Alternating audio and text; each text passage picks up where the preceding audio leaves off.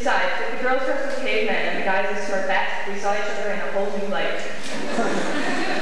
I remember spirit days, the Kiss of Big contest, our band trip to England, and of course, watching our various school teams kick butt all around their respective playing areas. I can recall all the exchange students we've had over the years. There's been a lot, too, for such a small school, and I think everyone's lives were touched by at least one of them. I mean, look at me. I like them so much, I became one myself.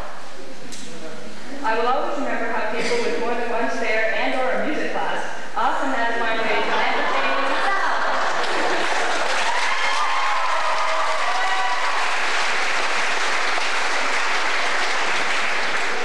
Some of us filled our time by analyzing the artistic prose of the painting in the lobby. You know, the one where the kid is like way too big to fit in the bus.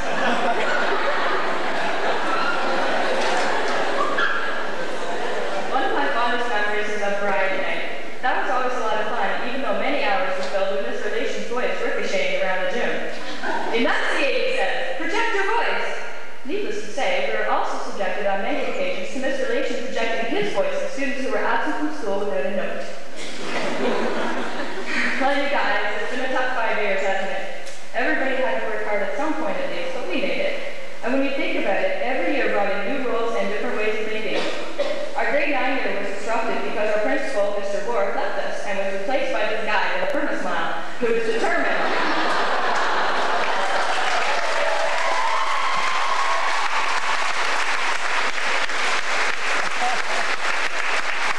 He was determined to learn every student's name, including the 90s. In grade 10, they replaced the portables with a sixplex, so classes got shuffled around a lot and you never really knew where to go.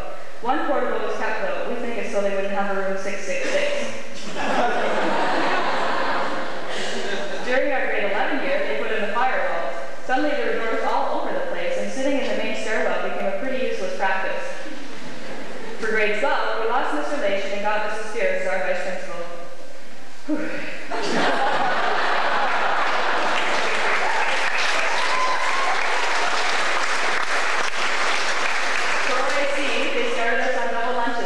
Suddenly faced with the notion of the dreaded academic hallway. And who can forget the year when "Don't worry, be happy" was our school motto, but we were already sick to death of hearing that song. On top of all that, most of us have spent the last 5 years with either Mr. Henderson's jokes and stories, which, with all due respect, did get pretty bad after a while there, sir.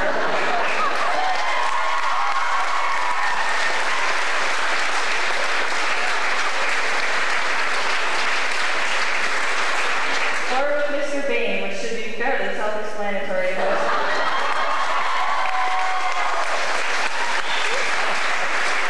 And we've all spent the last 5 years being yelled at by the mean cafeteria lady for butting in the front line. Yes, things certainly have changed since we arrived here in the fall of 1986. Take it easy. I remember how every year we check out the new batch of grade 9s and wonder to ourselves and to each other, did we ever look that young? Well, I was looking at our grade 9 yearbook a while ago. Yeah, we did. But we've matured a lot since then. I'm sorry, I can't quite say that without laughing. I mean, let's face it, a school may be a building with tomorrow inside, but it's also a place where parents send their children until they've grown up. I think some of us are going to be in school for quite a while yet. I have to admit that toward the end of my senior year, I was trying to deal with feelings of my extendability. Listening to all the plans for the upcoming year made me feel as though we were simply being replaced, and that life at SCI would continue on as it had before. Eventually, though, I realized that while things will go on, they won't ever be the same. For example, Helen, Chris, and Drew will never have their heated philosophical discussions in the library and cafeteria again. Penny Neville won't ever want to run rampant in these halls again, swinging her hips into people and trying to knock them off balance. Derek, Matt, and Chris will never again bump, poke, prod, and generally annoy me on a regular basis until I lay a useless, quivering mass on the floor and then state with a rough survey, "Oh, you like it."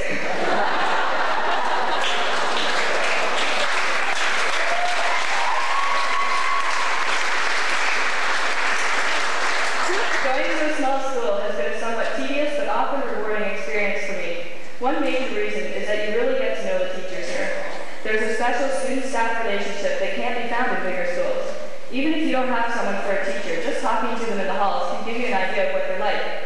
And they have certain qualities that seem almost universal among the students. For instance, everyone knows Mr. Lance because of the way he dresses, his core attendance rate in class, and his stunning resemblance to Hulk Hogan.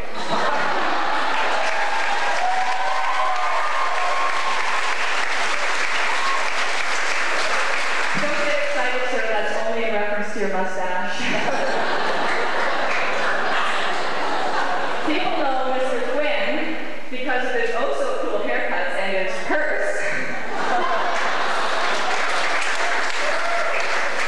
Mrs. Tessner for the way she manipulates an argument so that you think she's right. Ms. Vickers because she's so possessive about all 5 books in the library.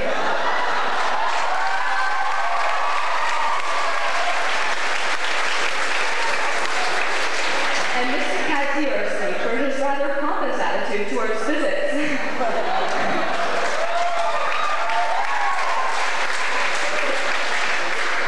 By the way, that's only what he's like on the outside. Once you get to know him a little, you find out that, well, he really is pompous, but he's still a nice guy to talk to.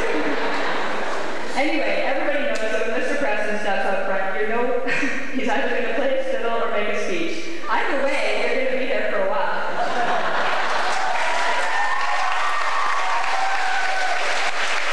And of course, it goes without saying that everyone's lives are made lots easier by the coolest office staff in the world.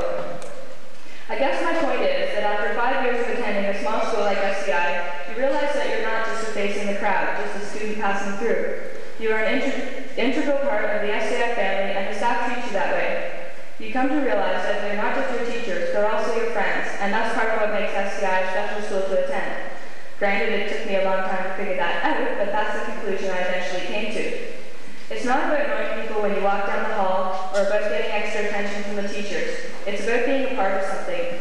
Here, you don't have to get involved in anything to be a part of the community. Just coming to school is enough. Here, nobody gets lost or left behind, and no one needs to feel left out. Here, everyone is carried along to greater things, and each student is given the power to be somebody. And it's when you leave here that you discover who that somebody is.